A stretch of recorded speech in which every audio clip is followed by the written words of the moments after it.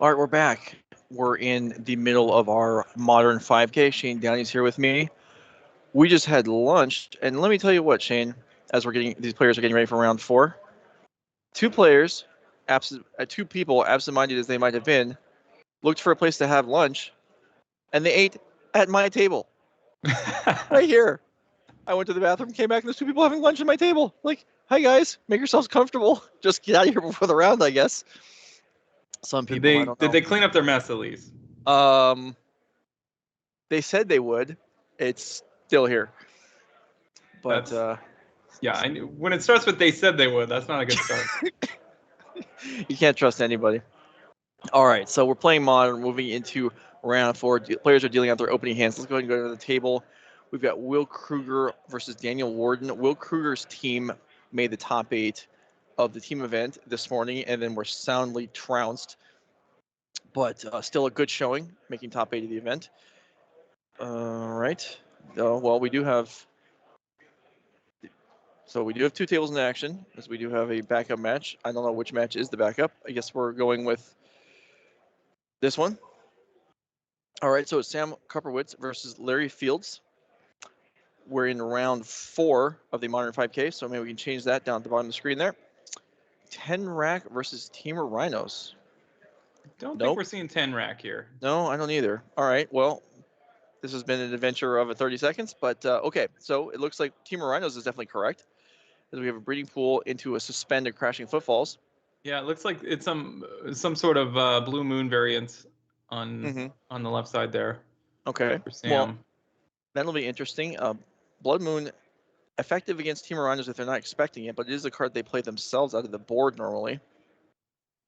So from the Rhinos' perspective, he obviously started the game by suspending crashing footfalls, but not exactly the start you're looking for. You don't always want that one in your opening hand, although you'd rather it be in your opening hand than of course draw it later in the game.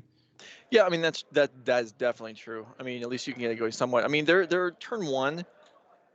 I mean, almost their ideal turn 1 is just a tap land, fetch land into a non-damaged land. So the fact that they're suspend, that you did something. There's really not much they can do. They have some number of dead gons, which there's nothing to shoot. Then they really don't have anything to do with their mana anyway. So no big loss. Ragavan dashes in here. Reveals a fire ice. You know, I'm not even. If Ragavan reveals crashing footfalls, I think that's just a blank. I don't even think you can do anything. Although if you could cast it for 0, that would be pretty neat. But I think you're correct that it just remains in exile. I mean, if you're the Murktide player here, and I said Blue Moon, but maybe just Murktide splash or you're right. decking the Blood Moon. Sure. But yeah, it's Fire Ice is one that you don't really mind him not drawing when you are potentially casting Ragavan again the following turn. Yeah, that's definitely true. All right, so we see Izzet Murktide here with Blood Moon in hand. You're correct about that. And use the treasure, and there's Blood Moon. And the problem here is if you get Violent Outburst in response, you could be facing down a lot of heat. But it looks like maybe it's just there are force negations in Larry Field's hand, so maybe one of those just going to be. That's what we're going to see here.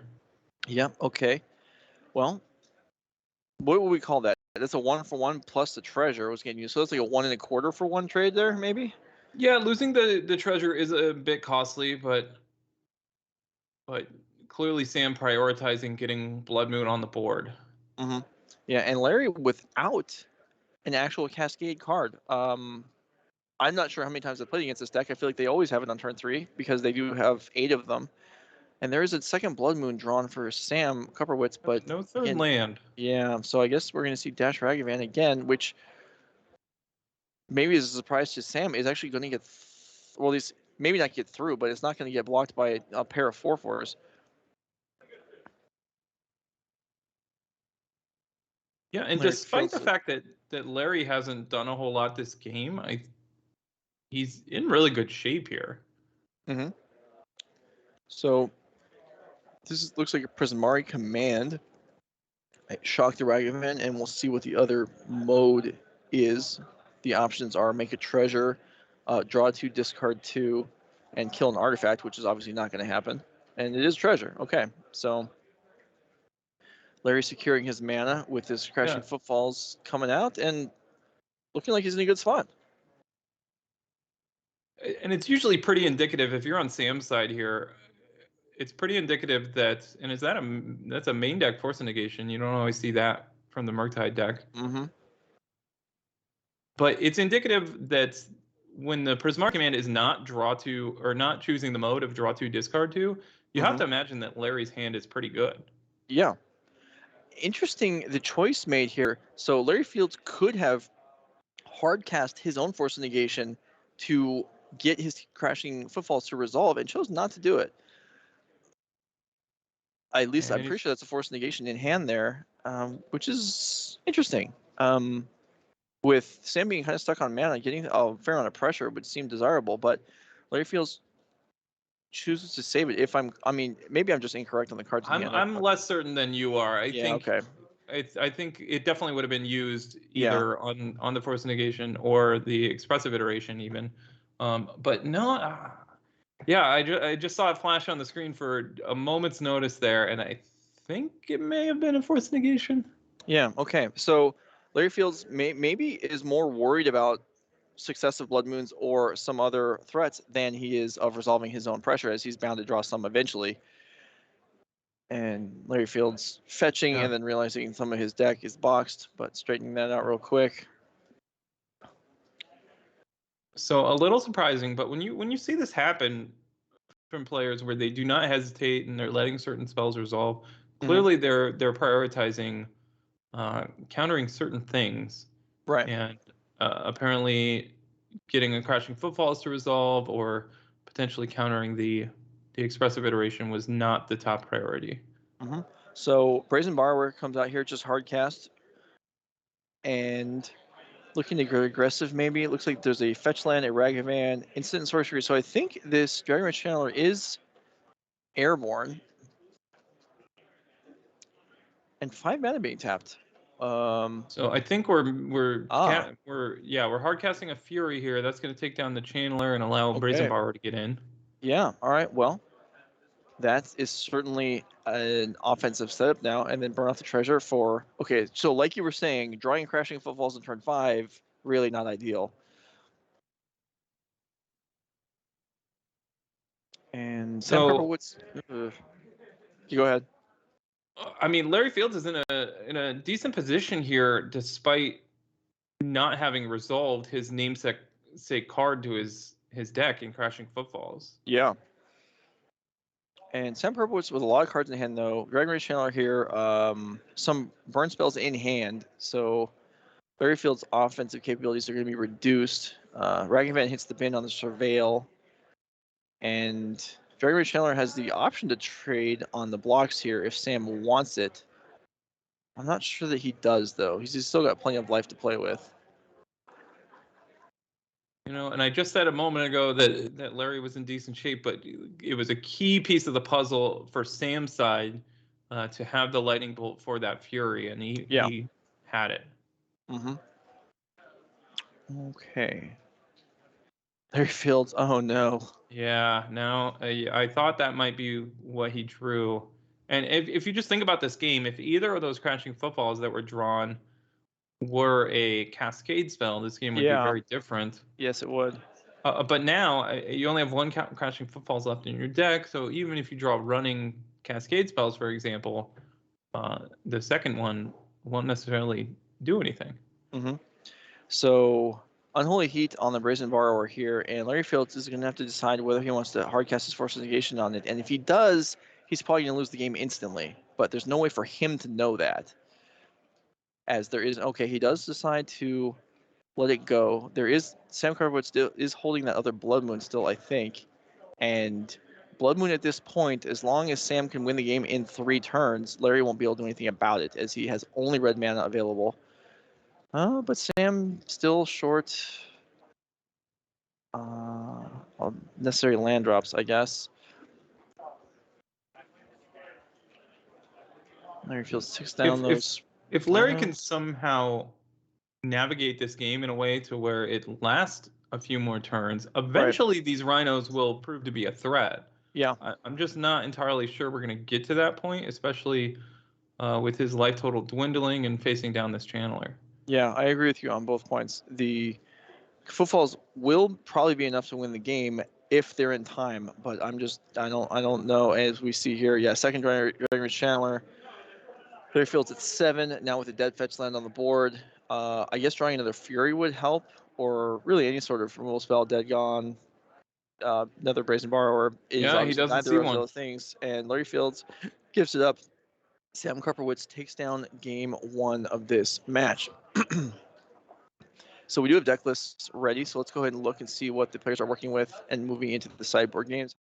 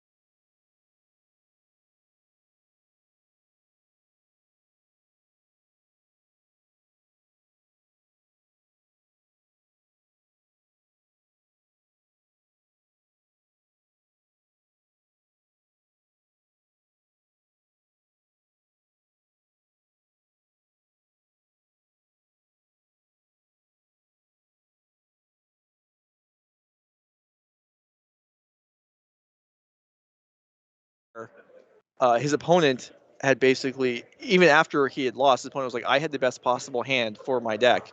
And you went turn 0 Gemstone Caverns. I burned my 1-drop.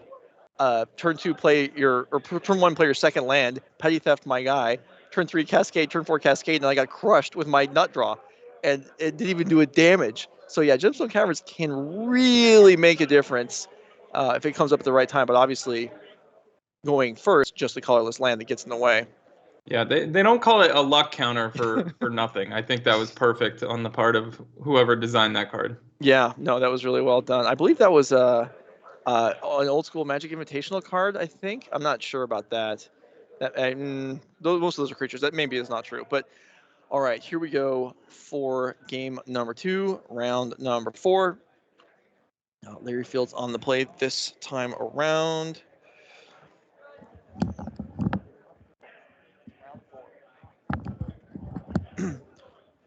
Okay, so I don't even know that this deck is overly demanding on your opening hand because you don't really have, well, you hope to not have a 1-drop, which is an unusual thing to say. I guess you want interaction and then you just want your 3-drops to be solid. Yeah, and Larry immediately put to the Ragavan test, which is really limits the way decks are built, I think, in Modern right now. Yeah, you and need Legacy. turn 1 interaction. Mm-hmm. And a Cascade deck, of course, has to get a little creative to have turn 1 interaction, but he is prepared with Dead Gone in his hand. Yeah, well, that will line up just fine. There is a Ketria Triumph into play, and I believe Sam Copperwitz does have Energy Explosives in his hand, so you were correct that those did come in, as they will likely play a big role in dealing with the, I would say eventual, but they didn't actually show up in game 1, Rhino tokens. The passing of the turn. So, playing around a dashed copy of Ragavan. Here is the Dead Gone. So it's not free to wait because there are potential cards like Spell Pierce and Flusterstorm, and we see it here exactly. Yeah. So he had the opportunity to main phase it, but you are scared of the dash ability on Ragavan. So you technically, in most scenarios, you want to wait till combat. But in this case, it comes back to bite him. Yeah. So for anyone that's unclear, or we say the dash ability, we're not talking about this Ragavan. We're talking about if the Ragavan was killed on Larry Field's main phase, then Sam Copperwitz with a second Ragavan in hand potentially could dash it in and connect, and you avoid that because of their legends. So you can't do that if the removal spell waits until the combat phase. But as Shane is illustrating, and as Sam Copperwitz is showing us, that doesn't always work out. Yeah, Final and Outburst. Go ahead. It's not even that Larry necessarily made a mistake. It's a judgment call, and it didn't work out for him in this spot. Yeah, that's absolutely true. Sam Copperwitz then casts the Serum Visions off of the treasure and misses his land drop. So last game, I believe Sam Copperwitz missed his 3rd land drop and had a treasure. This game, he misses the 2nd one, which is more important.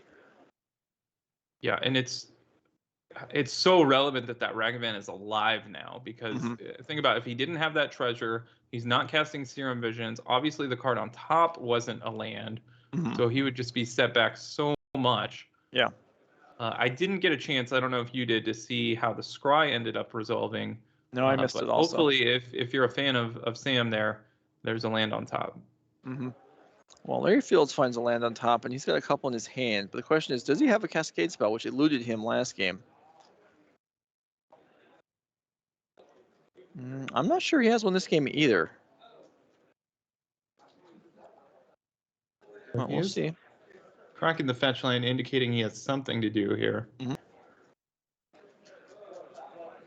Well, even just a removal spell on Ragavan would be sufficient for the turn. Charlotte's Agent would be great because even if the Crashing Footfalls gets countered, there's still a blocker for Ragavan. Yeah, if I'm Larry Fields right now, I'm prioritizing doing something about this Ragavan, whether it's put blockers in the way or whatever it might be. And Seasoned Pyromancer is just what the doctor ordered. Yeah. So ideally, you have at least one spell to make a token, and yep, that's going to be the case. So an island and a Mystical Dispute, draw 2 cards, generate 1 token, so there's backup to deal with this Ragavan, prevent it from having any possibility of connecting this turn, and Larry Fields has got to be feeling pretty safe right now, even though he's not actually threatening very much. Yeah, he may not have cast a Cascade spell on turn 3, which is ideal for this Temur Rhinos deck. That's about the next best thing you can do when facing down a Ragavan. Sam Kruger finds a Misty Rainforest. Okay, so his deck can function more or less. We mentioned the explosives in his hand before, and there it is. That is not going to have any impact on the board right now, as there's no way it's going to blow up and kill the token. And it does tell Larry Fields, kind of what the future holds. So Yeah. certainly it is. Okay. So it came down before counter was drawn, and one was drawn this turn. So Sam Copperwitz does get the benefit from having it on the board. It is vulnerable though to things like Prismari Command, which for the most part have no value in this matchup, or at least very little. But it would be great right now to be able to kill Ragavan and explosives. Yeah, we see the crashing footfalls back on suspend. We've yet to see one resolve in this Yeah. match thus far. But yeah, the engineered explosives is interesting because there's just so many micro decisions and judgment calls that you have to make in a matchup like this. Like you said, it is vulnerable to Prismari Command and counter spells, so he opted to cast it. He does have a Dragon's Rage Channeler in hand, so you do have the potential to just hold on to it and maybe cast a Channeler down the road and then cast it post the Channeler to get some extra value. So just a lot of different decisions that need to be made. And regardless of what the results might be, it's really interesting these early interactions in this game. So we have a consider here, and the surveil is kept as a redundant copy of explosives.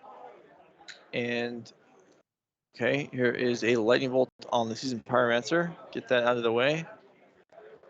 But despite that bolt, Sam's still not going to have a clean attack lined up. And Larry seems like he's considering force of negation on this lightning bolt.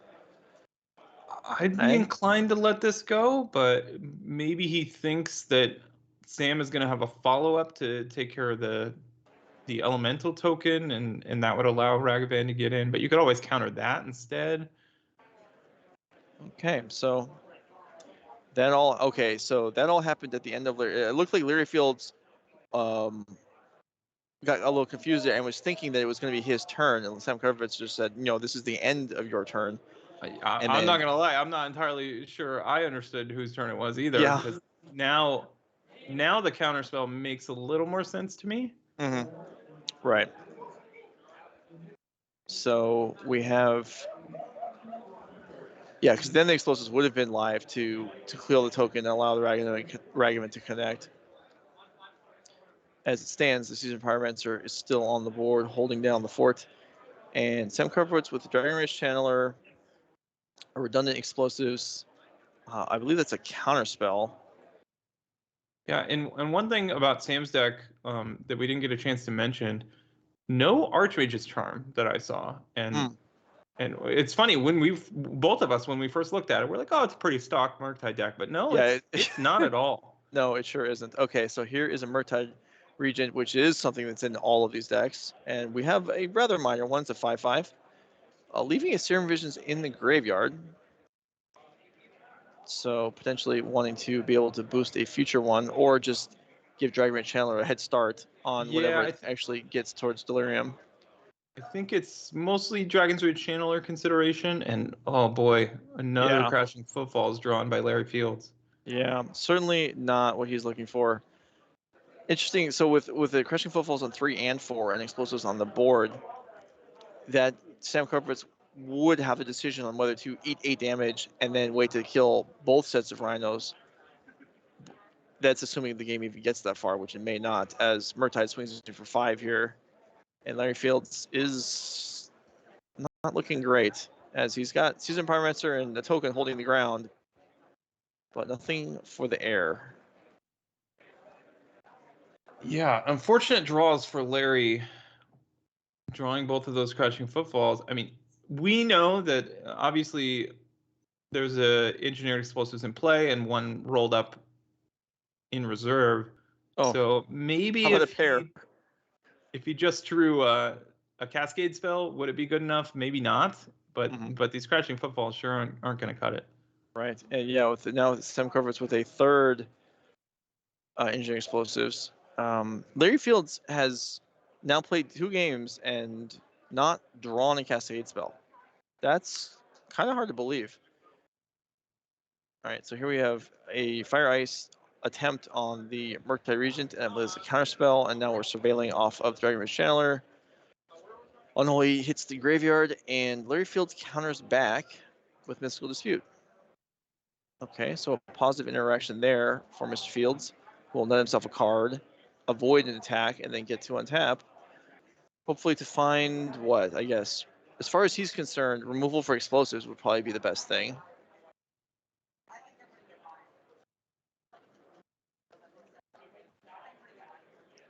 Yeah, Fiery Islet allows for a redraw, but need some help here. Yeah. And Murktide Regent, frustratingly, a little bit too big for Fury in case that's drawn. Yeah, I was just thinking, what's his best draw, and the best thing I could come up with is Fury, but now you can't even cast it based on having to tap mana to use the Fiery Islet, and Fury doesn't answer the Murktide, so is that even good enough? Probably not. Oh, so that's an interesting draw for Copperwitz, the Fiery Islet. So he could sacrifice the Fiery Islet and then blow up the explosives, and then the Dragon Range Challenger would have flying. Now, I kind of doubt that that would be worthwhile, and Temur Copperwitz doesn't do it, so he probably agrees with me. But I think it's interesting that the option was there. If Larry Fields had been slightly more or less life, maybe we would have seen that. Mm-hmm. Especially given the abundance of surplus explosives that Sam Copperwitz has in his hand right now. Okay, so now I think we're going to see Crushing Footfalls resolve for the first time this match. Okay. On approximately turn 8 of game 2. Yeah, facing lethal damage in the air. So what do we need here as Larry Fields? We need even another Fire Ice, a Dead Gone, a Brazen Borrower. All of that would at least alleviate the suffering for one turn and let those footfalls get going. And I believe there is a Brazen Borrower in hand. So, and a Violent Outburst. Who is this man? This is Larry Fields has been replaced by somebody else who actually does draw Cascade spells.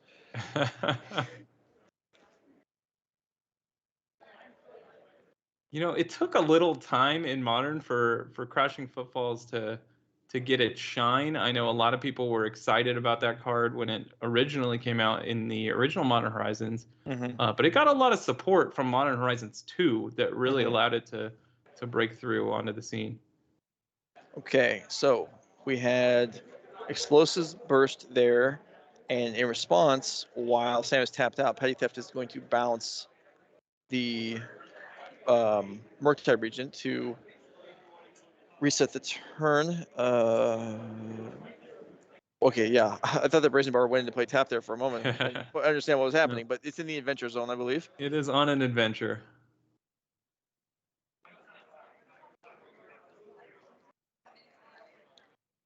Explosives replacement and a surveil trigger, and the lead dives, and Larry Fields now going to survive this turn, barring a lightning bolt, but still facing lethal damage next turn. And there's an Unholy Heat. Okay, well, maybe not going to survive this turn. He doesn't have enough mana to use the graveyard ability of the Seasoned Pyromancer for a couple tokens to block this Ragavan. He does have the Brazen Borrower to cast from the Adventure Zone and trade with the Barrier Challenger, and that is going to be what he does. Yeah. So here that goes, and there's a block. All right, Ragavan connects. 3 turns ago, I would have told you Ragavan is never connecting again in this game, and it shows you what I know. All right, Prismari Command revealed, and with the treasure, it's actually castable. Shocking Larry Fields would turn off his fetch land.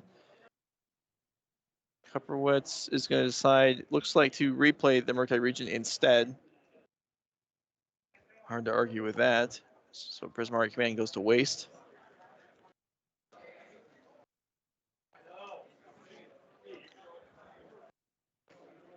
So Larry Fields facing down another big threat here, and he has to be disappointed that that second engineered explosives was at the ready. We knew it's been ready for a while now, but I bet he was counting on these rhinos potentially doing some work.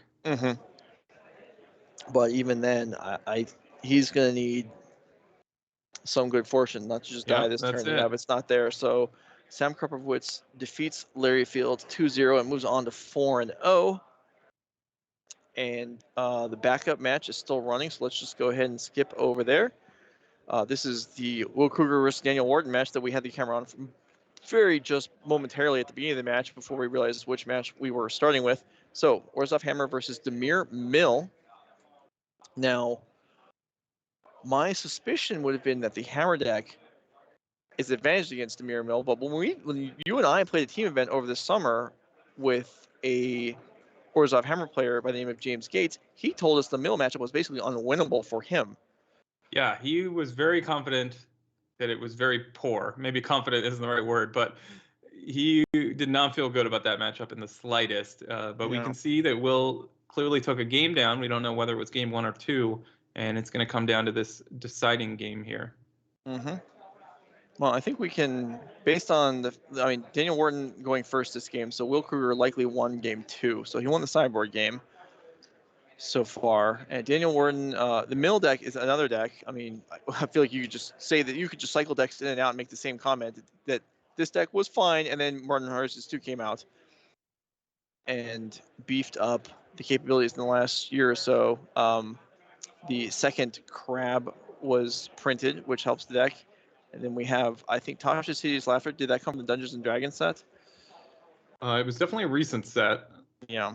And then, just new tools which increased the power level of the deck and allowed flex slots to exist, like the Fatal Push that we see that was just drawn, which in the past were just filled by additional mill cards. You know, think about a decade ago think about a card like Glimpse the Unthinkable. Mm-hmm. That's not even in consideration to be played. 2 mana, 10 cards, not good enough. Right. Yeah, that's funny. You're very right about that. So, and even we used to see the Mill Orb, the Mesmeric Orb? Mesmeric Orb, yeah. And that doesn't see much play anymore either. Stoneforge Mystic for Colossus Hammer for Will Kruger with the Springleaf Drum in play, so a mana available. Don't expect to see Colossus Hammer cast right now, as that would be counterproductive. But a grip of cards, and there's a Sigarda's Aid, which will make the future Hammer excellent. And Fatal Push takes out Stoneforge Mystic. Daniel Wharton defending himself, but he needs to get to work on Will Kruger's deck. 3 mana is kind of the flashpoint where the very, very powerful cards are in this Mill deck nowadays. Yeah, and from Daniel's point of view, that Fatal Push is crucial. Just keeping any creatures off the board to prevent any of the hammers equipping to anything. Mm-hmm. I mean, with that Sigarda's Aid in play, that's Will's, easiest route to victory. And now might not have, well, for sure he's not going to be attacking with anything next turn. Mm-hmm. And Surgical Extraction in hand for Daniel Wharton. Some sort of mill effect, hitting a Colossus Hammer, and then being able to strip the one out of hand would be a tremendous turn. And I think we're going to see Fractured Sanity. Okay. That is 14 cards, I believe, when it's hard cast. So Daniel Wharton really hoping to see a Colossus Hammer here. Not yet. And doesn't find hammer. It. Yeah. So there were a couple more Stoneforge Mystics, but no hammer. Will Kruger dodges the bullet on that one. And Daniel Wharton's going to look over this graveyard like, are you sure there's no Colossus Hammer in here? And there isn't. You're right. There's a bunch of land and a bunch of Stoneforge Mystics. So not the best, but he is 14 cards closer to winning.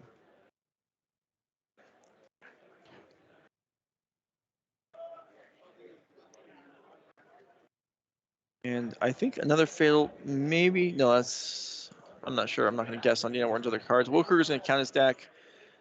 Based on his head position, we're not going to be able to get an accurate count on that, and it's too big anyway. The deck size. Yeah, if you're Daniel, you got to feel really good right now. The fact that Will is counting his deck, doesn't have a threat in play. Yeah. Obviously, there's some work to be done. A lot more cards remaining, but that's a good sign. Esper Sentinel may actually work against Will here, as Daniel can now force Will to draw cards by declining the trigger whenever he wants to. Maybe unlikely that the game comes down to margins that narrow, but it could. You never know. And Will deploys a few cards here. Second Springleaf from Esper Sentinel and also a Paladin. Yeah, I don't imagine the second drum will matter much, but if you're Will, you did want to deploy some threats just to at least have the opportunity to apply pressure on following turns. Second surgical extraction there, and you see Daniel Wharton shake his head. That was not a quality draw. He's going to look at the deck again. And Will Kruger, importantly, with Sigarda's aid giving equipment flash and with 1 mana available due to the Springleaf Drum, even if a discard spell milled a Colossus Hammer now, Will Kruger could still cast the one in his hand.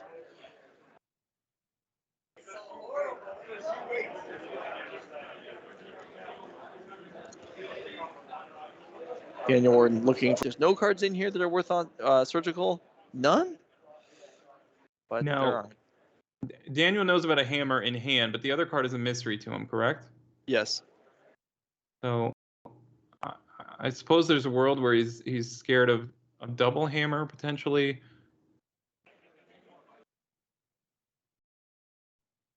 And you can play mind games with yourself, like, hey, I just milled all these cards and there's no other hammer. That actually makes it more likely that he might have the second one in hand. All right, here is a actual mana cost paid surgical extraction. Will Kruger says, hey, there's this Esper Sentinel here. What do you want to do about that? And this is what we talked about. He might just actively want him to draw the card. Daniel Wharton. Okay, so I wonder if Daniel Wharton paid mana for surgical, thinking, well, I have this extra mana. It doesn't matter. I don't need it for anything. And then now realizing, oh, you know what? Maybe I wanted to pay freezing mana for that so I could pay the extra mana for the Sentinel tax. Oh, he's going to go ahead and let him draw a card. Yeah, which is reasonable, as that is kind of what he's hoping for. And it was the second hammer in hand. Wow. Okay. So, what is the actual target of surgical extraction? It is. Now if you're Daniel, you need a removal spell, or you're Thoughts. You're done for. Yeah, Thoughtseize is a selected card. Okay.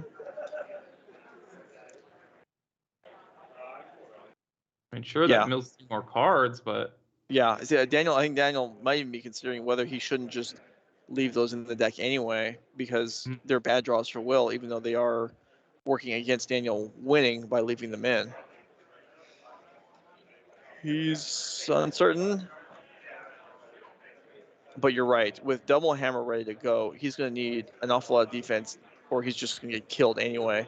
And killing the creatures in response isn't going to cut it because, well, I guess he could kill, if he killed the paladin, it would. So Will Kruger is incentivized to equip his Esper Sentinel. And